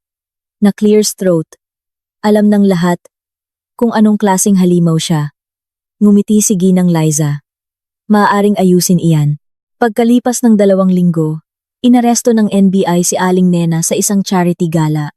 Hinila nila siya nang nakaposas sa harap ng 500 sa pinakamayayaman at pinakamaimpluwensyang tao sa Maynila. Ang mukha niya, gulat, galit, kahihiyan, ay nakuha ng 12 ng photographer at naging front page ng bawat pahayagan sa bansa. Mabilis na gumalaw ang investigasyon pagkatapos noon. Tinupad ni Rodel ang kanyang salita. Nagbigay ng bundok ng ebidensya at detalyadong patotoo tungkol sa mga krimen ng kanyang ina. Ang katawan ni Carmen ay natagpuan sa eksaktong sinabi ni Rodel. Inilibing sa isang ari-arian na pag-aari ni Aling Nena sa Palawan. Kinumpirma ng ebidensya sa forensic na pinatay siya. Sinakal. Pagkatapos ay tinunaw ang kanyang katawan sa acid upang sirain ang ebidensya. Sinabi ng medical legal officer na siya ay patay na sa loob ng humigit kumulang 10 taon sa panahong nawala siya. Ang ebidensya tungkol sa ama ni Rodel ay parehong nakasisira. Dahan-dahang nilason ni Aling Nena siya sa loob ng 6 na buwan gamit ang isang lason na ginagaya ang mga sintomas ng sakit sa puso. Ang doktor na pumirma sa maling death certificate ay inaresto at agad na nagbigay ng kanyang sariling patotoo tungkol sa pagkakasangkot ni Aling Nena. Siya ay binantaan na makipagtulungan. May hawak si Aling Nena na ebidensya ng medical malpractice na ginawa niya at nagbanta na ilantad siya maliban kung tutulungan niya itago ang pagpatay. Ang mga kaso ng embezzlement, pandaraya, at money laundering ay parehong simple. Ang mga file ni Rodel ay naglalaman ng detalyadong talaan ng bawat scheme, bawat biktima, bawat pisong ninakaw. Nagsimulang magtayo ang mga piskal ng mga kaso laban sa mga kasabwat ni Aling Nena. Marami sa kanila ay mabilis na tumanggap ng plea deals, kapalit ng pagpapatotoo laban sa kanya. Ang kanyang maingat na itinayong kriminal na imperyo ay gumuho na parang bahay ng baraha. Ang paglilitis ay nakatakda sa loob ng 6 na buwan. Tumanggi si Aling Nena sa lahat ng negosasyon sa plea. Iginiit na siya ay inosente. Sinabing nagsisinungaling si Rodel tungkol sa lahat upang mabawasan ang kanyang sariling sentensya. Sinubukan ng kanyang mga abogado ang lahat ng trik sa libro upang mapigilan ang ebidensya o madismiss ang mga kaso. Walang gumana. Inihanda ko ang aking sarili para sa pagsubok na naghihintay. Mga buwan ng patotoo, coverage ng media, pampublikong pagsusuri sa pinakatraumatikong karanasan ng aking buhay. Ngunit handa ako. Dahil sa pagkakataong ito, hindi ako lalaban ng mag-isa. Nagsimula ang paglilitis sa isang mainit na umaga ng Lunes sa Setyembre. Ang courthouse ay napapaligiran ng mga media truck at mga nagpoprotesta. Ang ilan ay sumusuporta sa akin. Ang iba naman ay kakaibang nagtatanggol kay Aling Nena. Kumbinsido na siya, ay binabalangkas ng isang mapaghiganti na manugang. Naglakad ako sa gitna ng tao kasama si Ginang Liza. Hindi pinapansin ang mga sigawan at flash ng kamera. Sa loob, puno ang courtroom ng mga manonood, mamamahayag, at mga pamilya ng iba pang biktima ni Aling Nena na dumating upang makita ang katarungan. Nakaupo si Aling Nena sa defense table na mukhang impeccable sa isang tailor na navy suit at perpektong nakasayad ang kanyang pilak na buhok. Ang kanyang ekspresyon ay payapa at may tiwala. Tiningnan niya ako nang pumasok ako. At sa loob lamang ng isang sandali, nakita ko ang purong galit na kumislap sa kanyang mukha. Bago niya ito ibinalik sa isang mapagpakumbabang inosensya. Ang kanyang mga abogado ay nakapaligid sa kanya. Isang grupo ng mga mamahaling abogado na dalubhasa. sa pagtatanggol sa mga mayayamang kriminal. Magaling sila. Ngunit kinakaharap nila ang isang imposibleng kaso. Ang pambungad na pahayag ng prosekusyon ay inilatag ang buong saklaw ng mga krimen ni Aling Nena. Tangkang pagpatay, 2 bilang ng murder at parricide para sa kanyang asawa at anak na babae, maraming bilang ng pandaraya, pagnanakaw, money laundering, at racketeering. Ang lead prosecutor, isang matalas na babae na nagngangalang attorney, Valdez, ay metodikal na ipinaliwanag kung paano ginugol ni Aling Nena ang mga dekada sa pagbuo ng isang kriminal na imperyo. Habang nagtatago sa likod ng isang fasad ng pagiging kagalang-galang, ipinangako niya sa korte na sa pagtatapos ng paglilitis, makikita nila si Aling Nena kung ano talaga siya, isang walang awa na mamamatay tao na sumisira sa sinuman na humahadlang sa kanyang daan. Ang pangunahing abogado ni Aling Nena, isang lalaki na nagngangalang Attorney Cruz, na nagpayaman sa pagtatanggol sa mga white-collar criminal, ay bumawi sa isang magkaibang salaysay. Pininturahan niya si Aling Nena bilang isang nagdadalamhating ina na pinag-uusig ng isang mapaghiganti na manugang.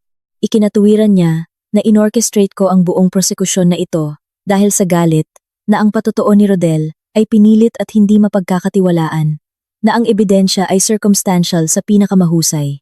Hiniling niya sa korte na makita si Aling Nena kung ano talaga siya. Isang mapagmahal na ina, isang haligi ng komunidad, isang mapagkawanggawa na babae na inialay ang kanyang buhay sa pagtulong sa iba. Nakaupo ako sa gallery na pinapanood ang pagganap na ito. Naramdaman kong lumalaki ang aking galit sa bawat salita. Magaling si Attorney Cruz. Ginawa niyang tila may simpatiya si Aling Nena. Ngunit alam kong mas magaling si Attorney Valdez at napakarami ng ebidensya. Ang kaso ng prosekusyon ay nagpatuloy sa loob ng 3 linggo. Tinawag nila ang mga forensic expert na sumuri sa mga labi ni Carmen at kinumpirma na pinatay siya. Tinawag nila ang doktor na nagpeke ng death certificate ng ama ni Rodel, na umiiyak na nagpatotoo tungkol sa mga banta at blackmail ni Aling Nena. Tinawag nila ang mga biktima ng mga scheme ng pandaraya ni Aling Nena, mga matatandang tao na ninakawan niya ng kanilang retirement savings, mga charity na ninakawan niya, mga kasosyo sa negosyo na sinira niya. Bawat saksi ay nagdagdag ng isa pang layer sa paglalarawan ni Aling Nena bilang isang mapagkalkulang mandaragit. Nagpatotoo si Rodel noong ika-12 noong araw. Iba ang hitsura niya sa huling pagkikita namin. Pinatanda siya ng bilangguan. Umukit ng mga linya sa kanyang mukha na wala doon noon. Naglakad siya patungo sa witness stand na nakayuko ang ulo. Iniiwasan ang pakikipag-ugnayan sa mata sa lahat, lalo na clear throat kay Aling Nena. Nang sa wakas ay tumingin siya sa kanyang ina. Nakita ko ang takot sa kanyang mga mata. Kahit ngayon, kahit dito, kinatakutan niya pa rin ito. Maingat siyang inakay ni Attorney Valdez sa kanyang patotoo. Inilarawan ni Rodel ang kanyang pagkabata sa ilalim ng kontrol ni Aling Nena. Kung paano siya inalagaan nito mula pagkabata upang tulungan siyang gumawa ng mga krimen. Ikinuwento niya ang panonood sa kanyang ama na lumala mula sa lason. Hindi niya naintindihan kung ano ang nangyayari hanggang sa huli na. Inilarawan niya ang gabing sinabi ni Aling Nena sa kanya na ipinapatay niya si Carmen. Kung paano siya binantaan nito, nababalangkasin siya sa pagpatay kung sakaling magsalita siya tungkol dito. Paulit-ulit na bumali ang kanyang boses. At nakita ko ang ilang manonood sa gallery na pinupunasan ang kanilang mga mata. Pagkatapos ay nagpatotoo siya tungkol sa akin, kung paano ako tinarget ni Aling Nena dahil sa aking yaman. Kung paano siya inutusan nito na ligawan ako, pakasalan ako, kuhanin ang aking tiwala. Inamin niya na pinlano ni Aling Nena ang aking pagpatay sa loob ng mahigit 1 taon, naghihintay ng perpektong pagkakataon. Inilarawan niya ang umaga sa yate, kung paano siya tinuruan ni Aling Nena kung ano ang sasabihin, kung paano ako itutulak nang hindi nag-iiwan ng mga pasa na makikita sa autopsy. Umiyak siya nang ikwento niya ang pagtulak sa akin sa dagat. Pinapanood akong nagpupumilit sa tubig. Naririnig ang tawa ni Aling Nena habang papalayo sila. Alam kong mali ito. Sabi niya, halos bulong na ang kanyang boses. Alam kong pagpatay ito, ngunit labis akong takot sa aking ina upang tumanggi. Natatakot ako sa kanya sa buong buhay ko. Ang cross-examination ni Attorney Cruz ay brutal. Inatake niya ang kredibilidad ni Rodel. Nagmungkahi na nagsisinungaling siya upang makakuha ng pinababang sentensya. Itinuro ang plea deal na tinanggap niya. Ngunit nanatiling matatag si Rodel. Mayroon siyang ebidensya upang suportahan ang lahat ng kanyang sinabi. Mga recording, mga dokumento, mga bank records. Hindi natinag ni Attorney Cruz ang kanyang patotoo. Tinawag ako sa witness stand noong 15 araw. Pakiramdam ko, kay surreal ang pagdaan kay Aling Nena. Sinubukan ako ng babaeng ito na patayin. At ngayon ay nakaupo ako 20 talampakan ang layo sa kanya. Malapit nang tumulong na ipadala siya sa bilangguan sa buong buhay niya. Direkta ang mga tanong ni Attorney Valdez. Inilarawan ko ang aking kasal kay Rodel. Ang biyahe sa yate. Ang sandali nang itinulak niya ako sa dagat. Nagsalita ako tungkol sa paglangoy. Pinapanood silang papalayo. Ang katiyakan na mamamatay ako. Ano ang pumasok sa iyong isip sa sandaling iyon? Marahan na tanong ni Attorney Valdez. Na napakatanga ko. Sabi ko, matatag ang aking boses sa kabila ng mga emosyong bumubulusok sa loob ko. Na nagtiwala ako sa isang taong hindi kailanman nagmahal sa akin. Na nakita lamang ako bilang isang pinagmumula ng pera. Sa kanilang ginawa, sinubukan ng cross-examination ni Attorney Cruz na pinturahan ako bilang isang mapaghiganti, na ex-asawa, na nagpapalaki ng mga pangyayari. Ngunit ang GPS data mula sa yate, ang mga medikal na tala mula sa aking pagliligtas, ang mga recording na ginawa ko kina Rodel at Aling Nena, lahat ng ito ay sumusuporta sa aking patotoo. Hindi niya ako kayang baliin.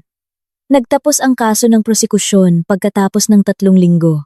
Ang depensa ni Aling Nena ay tumagal ng 2 araw. Tinawag ni Attorney Cruz ang mga karakter na saksi na nagpatotoo tungkol sa gawaing kawanggawa at pakikilahok ni Aling Nena sa komunidad, ngunit pinasira ni Attorney Valdez ang bawat isa sa cross-examination, na nagpapakita kung paano ginamit ni Aling Nena ang mga parehong charity upang mag-laundering ng ninakaw na pera. Si Aling Nena mismo ay hindi nagpatotoo, masyadong mapanganib dahil sa ebidensya laban sa kanya. Ang mga pangwakas na argumento ay nangyari noong Biyernes.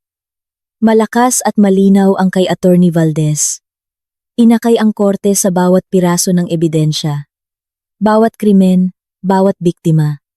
Desperado ang kay Attorney Cruz. Hinihiling kay Judge Manalastas na huwag pansinin ang mga katotohanan at tumuon sa makatwirang pag-aalinlangan na hindi umiiral. Itinakda ni Judge Manalastas ang araw ng promulgation of judgment pagkalipas ng 3 buwan. Nang magsimula ang pagdinig para sa hatol, bumilis ang tibok ng puso ko. Kinuha ni Ginang Liza ang aking kamay habang nakatayo kami para sa pagpasok ng hukom. Pinanood ko ang kanilang mga mukha, sinusubukang basahin ang kanilang mga ekspresyon. Ngunit maingat silang neutral, tumahimik ang buong courtroom. Inutusan ni Judge Manalastas ang clerk of court na basahin ang desisyon sa bilang ng frustrated murder. Paano ninyo nahahanap ang akusado? Guilty. Namutla ang mukha ni Aling Nena. Inilagay ni Attorney Cruz ang kamay sa kanyang balikat ngunit inalog niya ito. Sa bilang ng murder sa pagkamatay ni Carmen Salcedo. Paano ninyo nahahanap ang akusado? Guilty. Isang tunog ang lumabas sa lalamunan ni Aling Nena sa pagitan ng paghingal at pag-ungol. Sa gallery, nakita ko ang mga taong kilala si Carmen na umiiyak. Nagkakayakapan. Sa bilang ng parricide sa pagkamatay ni Ginoong Andres Salcedo, paano ninyo nahahanap ang akusado? Guilty. Nagpatuloy ang mga guilty verdict. Bawat bilang ng pandaraya, bawat bilang ng pagnanakaw, bawat bilang ng money laundering at racketeering. Guilty. Guilty. Guilty. 23 bilang lahat. Bawat isa ay isa pang pako sa kabaong ni Aling Nena. Sa huli, mahigpit na hawak niya ang mesa, na namuti ang kanyang mga buko, at tuluyan ng bumitak ang kanyang perpektong pagpipigil. Pinasalamatan ng hukom ang lahat ng naroroon, at itinakda ang paghatol sa loob ng 10 linggo. habang papalapit ang bailiff upang ibalik si Aling Nena sa kulungan. Sa wakas ay nawalan siya ng kontrol. Lumundag siya sa akin na sumisigaw. Ito ay lahat ng iyong kasalanan. Sinira mo ang aking pamilya. Dapat ay namatay ka sa karagatan, tulad ng dapat. Hinawakan siya ng mga guwardiya, bago pa niya ako maabot. Ngunit umalingaw-ngaw ang kanyang mga salita sa courtroom. Ilang mamamahayag, nakakuha ng video ng kanyang pagbugso. Ito ay magiging balita sa loob ng 1 oras. Sinisira ang anumang natitirang simpatiya na maaaring naramdaman ng mga tao para sa kanya. Sa labas ng courthouse, nagbigay ako ng maikling pahayag sa press na ihatid ang katarungan ngayon. Si Aling Nena Salcedo ay isang mamamatay tao at magnanakaw na sumira ng di mabilang na buhay sa loob ng mga dekada. Nagpapasalamat ako sa korte at kay Judge Manalastas sa pagkakita sa kanyang mga kasinungalingan at sa pagpapanagot sa kanya. Ang aking pag-asa ay magdudulot ang desisyong ito ng kapayapaan sa lahat ng kanyang biktima at kanilang mga pamilya. Valdez sa tabi ko, propesyonal at nasisiyahan. Ito ay isa sa mga pinakamalawak na prosekusyon na naging bahagi ko. Malaki ang ebidensya at tama ang naging hatol ng hukom. Gugugulin ni Aling Nena Salcedo ang buong buhay niya sa bilangguan. Kung saan siya nabibilang, ang pagdinig sa sentensya, 2 linggo, pagkatapos ay halos anticlimactic.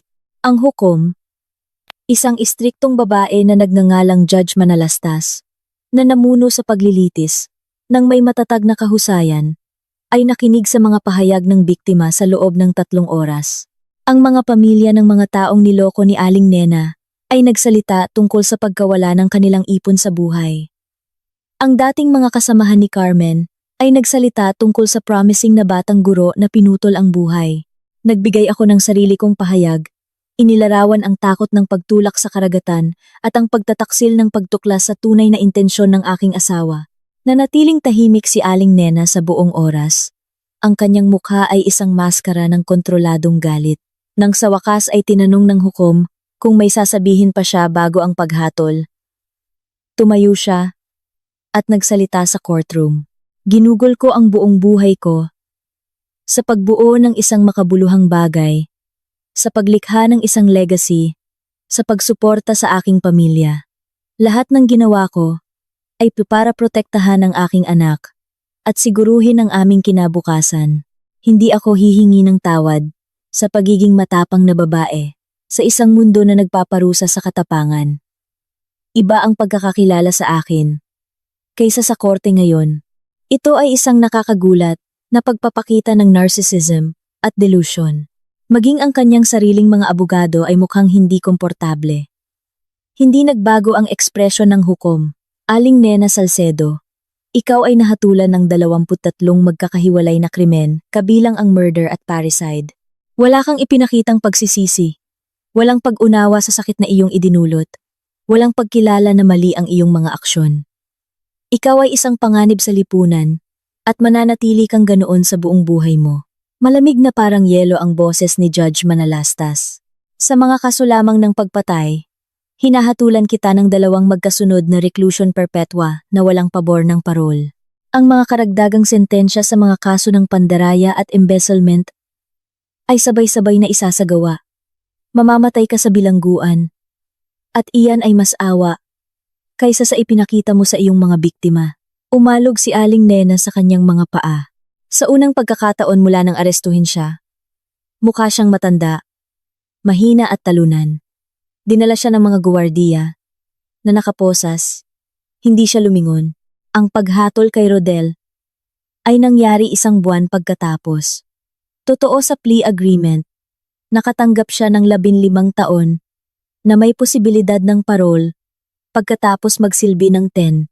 Binanggit ng hukom ang kanyang kooperasyon sa mga piskal at tunay na pagsisisi, ngunit binigyang diin din na nakilahok siya sa mga seryosong krimen kabilang ang tangkang pagpatay. Dinala siya upang simulan ang kanyang sentensya. At wala akong naramdaman habang pinapanood siyang umalis. Ginawa niya ang kanyang mga pagpipilian. Ngayon ay mamumuhay siya sa mga kahihinatnan. Ang mga kasong sibil ang sumunod. Idinimanda ko sina Rodel at Aling Nena para sa ₱10 milyong ninakaw nila, kasama ang paghingi ng moral at exemplary damages dahil sa tangkang pagpatay at pandaraya. Ang mga ari-arian ni Aling Nena ay kinumpiska. Ang bahay, ang mga kotse, ang koleksyon ng sining, lahat. Halos hindi nito matakpan ang kanyang ninakaw mula sa lahat ng kanyang biktima. Ngunit mayroon pa rin. Ang mga pondo ay ipinamahagi sa pamamagitan ng isang programa sa kompensasyon ng biktima, na tinitiyak na ang bawat isa na kanyang dinaya ay nakatanggap ng kahit bahagyang restitution. Walang makumpiska kay Rodel. Ang lahat ng kanyang ari-arian ay nagmula kay Aling Nena o sa pagnanakaw sa akin. Ngunit susundan siya ng hatol pagkatapos ng kanyang paglaya, na ginagawang halos imposible para sa kanya na makabuo ng anumang uri ng buhay. Tila iyon ay angkop. Ang atensyon ng media ay sa wakas ay humupa pagkatapos ng 6 na buwan. Ang stock ng aking kumpanya ay nakabawi. At higit pa, tiningnan ako ng mga investor bilang isang survivor, isang taong hindi kayang sirain. Nagbiro si Elena na ako ngayon ay unkillable sa negosasyon sa negosyo at hindi siya ganap na mali. Walang gustong kalabanin ang babaeng nakaligtas sa pagpatay. At sinira ang kanyang mga umaatake ng lubusan. 1 taon matapos ang paglilitis, tumayo ako sa deck ng isang bagong yate. Ito ay binili gamit ang aking sariling pera. Nakarehistro sa aking pangalan lamang, nilagyan ng pinakamahusay na security system na kayang bilhin ng pera. Kasama ko si Ginang Liza, kasama sina Elena, at Attorney Ricardo. Ipinagdiriwang namin ang pagtatapos ng isang malaking deal sa negosyo, ang pagkuha ng aking kumpanya ng isang kakumpetensya na magpapagawa sa amin ng pinakamalaking biotech firm sa Luzon. Para kay Ligaya, sabi ni Elena, itinaas ang kanyang baso ng champagne na tumatanggi na hayaan ng sinuman o anumang bagay na pigilan siya. Uminom kami at naramdaman ko ang isang bagay na mainit sa aking dibdib na matagal nang nawawala. Kapayapaan. Hindi kumpleto. Nananaginip pa rin ako minsan tungkol sa karagatan, tungkol sa mga kamay ni Rodel sa aking likod, ngunit bumubuti. Ano ang pakiramdam? Tahimik na tanong ni Ginang Liza. Alam na sila ay parehong nakakulong. Pinag-isipan ko ang tanong. Nasiyahan. Inamin ko. Mamamatay si Aling Nena sa bilangguan. Hindi na siya makakasakit ng sinuman. Gugugulin ni Rodel ang susunod na dekada. Sa pag-iisip tungkol sa ginawa niya. Sa nawala sa kanya. Iyan ang katarungan. Huminto ako. Ngunit hindi nito binubura ang nangyari. Kailangan ko pa ring mamuhay sa katotohanan na pinakasalan ko ang isang taong sinubukan akong patayin, na hindi ko nakita ito na darating. Hindi mo sana nalaman, matatag na sabi ni Attorney Ricardo, profesional silang mga con artist. Matagal nang ginagawa ito ni Aling Nena sa loob ng mga dekada. Hindi ka ang kanilang unang biktima. Ikaw lang ang kanilang pinakamapanganib. Iyon ay totoo. Ang investigasyon ng NBI ay nakakita ng 6 pang tao na tinarget ni Aling Nena sa loob ng mga taon. Mga mayayamang individual na pinakasama niya, minanipula at ninakawan. 2 sa kanila ay namatay sa ilalim ng kahina-hinalang pangyayari na ngayon ay muling iniimbestigahan. Suwerte ako. Ang aking kaligtasan ang naglantad sa kanya bago pa siya makasira ng mas maraming buhay. Nagbuzz ang aking telepono. Isang mensahe mula sa isang hindi kilalang numero. Halos burahin ko ito. Ngunit ang pagkausyoso ang nagtulak sa akin na buksan ito. Patawad sa lahat. Alam kong hinding-hindi mo ako mapapatawad at hindi ako karapat-dapat sa kapatawaran. Ngunit kailangan mong malaman, minahal kita. Kahit sa simula, bago guluhin ng aking ina ang lahat, sana makahanap ka ng kaligayahan. R. Tinitigan ko ang mensahe sa loob ng mahabang sandali. Pagkatapos ay binura ito. Nang hindi sumasagot. Maaaring gugulin ni Rodel ang buong buhay niya sa paghahanap ng kapatawaran. Hindi ko iyon ibibigay sa kanya. Masyadong malalim ang ilang pagtataksil para mapatawad. Ayos lang ba ang lahat? Tanong ni Elena. Napansin ang aking ekspresyon. Binubura lang ang nakaraan. Sabi ko, inilagay ang aking telepono. Sabihin mo sa akin ang tungkol sa bagong research project na binanggit mo. Inilahad niya ang isang masiglang paglalarawan ng isang promising cancer treatment na binubuo ng aming koponan. Nakinig ako, tunay na interesado, iniisip ang kinabukasan. Sa halip na isipin ang nakaraan. Ito ang mahalaga, ang trabaho na ginagawa namin, ang mga buhay na aming nililigtas. Ang kumpanya na binuo ko, gamit ang aking sariling mga kamay, at tumanggi akong ipaalam sa sino man na kunin mula sa akin. Sumasama ang araw sa ibabaw ng tubig, pinipinturahan ang kalangitan ng mga kulay kahel at rosas. Pinanood ko ang mga alon at walang naramdamang takot na inaasahan ko. Halos patayin ako ng karagatan, ngunit hindi ko hahayaan na kunin din sa akin ang alaala na ito. Nabawi ko ang lahat ng tinangka ni Rodel at Aling Nena na kunin. Ang aking kumpanya, ang aking yaman, ang aking kapayapaan ng isip, maging ang aking kakayahang magsaya sa tubig. Alam mo kung ano ang pinakamagandang bahagi? Bigla kong sabi, pinutol ang teknikal na paliwanag ni Elena. Akala nila ay kaya nila akong baliin. Akala ni Aling Nena ay kaya niya akong manipulahin. Nakawan ako, patayin ako, at makalusot, dahil nakalusot siya sa lahat ng iba pa. Akala ni Rodel ay kaya niya akong taksilan, at walang kahihinatnan. Pareho silang nagkamali sa akin ng lubusan. Ang kanilang malalang pagkakamali, sabi ni Ginang Liza ng nasisiyahan. Literal, dagdag ni Attorney Ricardo. At tumawa kaming lahat, nanatili kami sa yate hanggang hating gabi. Nag-uusap, at umiinom, at nagdiriwang hindi lamang ang deal sa negosyo, kundi ang lahat ng aming naligtasan at nalagpasan. Nang sa wakas ay umuwi ako sa aking bahay. Ang isa na tinangkang nakawin ni Aling Nena at Rodel. Naramdaman ko ang tunay na kasiyahan sa unang pagkakataon sa loob ng mahigit 1 taon. Namatay si Aling Nena Salcedo sa bilangguan 6 na taon pagkatapos dahil sa stroke. Siya ay 74. Sinabi ng warden ng bilangguan na siya ay naging isang mahirap na preso, patuloy na humihingi ng espesyal na pagtrato, at iginigiit na hindi siya nabibilang doon. Walang nagluksa sa kanya. Ang kanyang libing ay dinaluhan ng isang kinatawan lamang na inatasan ng korte at ng kapelyan ng bilangguan. Siya ay inilibing sa isang walang marka na libingan sa sementeryo ng bilangguan. Ang kanyang pangalan at pamana ay naging isang babala lamang tungkol sa kasakiman at narcissism. Naglingkod si Rodel sa kanyang buong 15 taong sentensya. Ang kanyang kahilingan para sa maagang parol ay tinanggihan ng 3 beses. Sa kanyang paglaya, nabalitaan kong lumipat siya sa isang liblib na probinsya. Nagtatago sa takot, nabalikan siya ng mga dating kasabwat ng kanyang ina. Hindi ko na siya narinig muli. At nagpapasalamat ako sa katahimikan na iyon. Nawala siya sa pagkalimot, na tila ang angkop na pagtatapos para sa isang taong namuhay sa buong buhay niya sa ilalim ng anino ng kanyang ina. Tungkol naman sa akin, muli kong binuo ang aking buhay sa isang bagay na mas matatag kaysa dati. Ang aking kumpanya ay lumago at lumakas. Bumubuo ng mga paggamot na nagliligtas ng buhay at nagtutulak sa mga hangganan ng agham medikal. Hindi na ako nagpakasal muli. Minsan ay sapat na, ngunit nakahanap ako ng kaganapan sa aking trabaho, sa aking mga pagkakaibigan, at sa kaalaman na hinarap ko ang pinakamasamang pagtataksil na maiisip at nagwagi ako. Minsan sa hating gabi, iniisip ko pa rin ang mga sandaling iyon sa karagatan, lumulutang, at pinapanood ang yate na papalayo. Ngunit sa halip na takot, nararamdaman ko ang pagmamalaki. Nakaligtas ako, lumaban ako, at nanalo ako. Iyan ang tanging paghihiganti na tunay na mahalaga